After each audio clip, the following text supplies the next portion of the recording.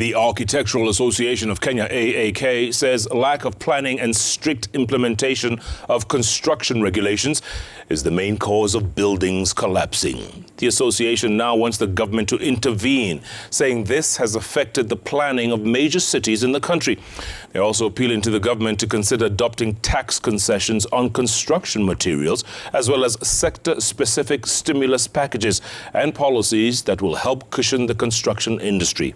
AAK President Wilson Mugambi says the sector, which contributes an average 7% to the country's gross domestic product, is experiencing a sharp decline, and thus tax reliefs to manufacturers of steel, paint and cement would remedy the situation. Analysis by the AAK Quantity Surveyors chapter also revealed that a big percentage of the energy used in cement and steel production is petroleum, which has equally been affected by rising prices brought about by the COVID-19 pandemic and the Ukraine-Russia war. He spoke during this year's AAK annual convention in Mombasa that has brought together over 500 delegates and exhibitors from the agricultural sectors. Them.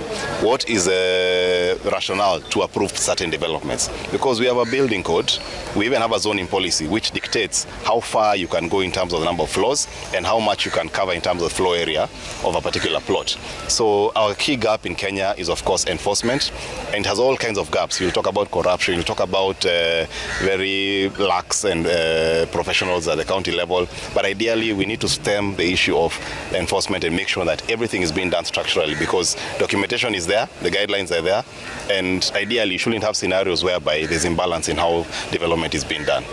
The fundi, as we know, is a very important person in the construction industry, because this is the person who does the actual implementation of the work.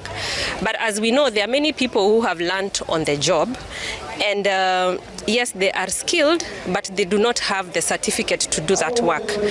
What I would encourage such a person to do is to go through NITA or National Construction Authority, go through a training program so that they are certified, that they are qualified to do that work.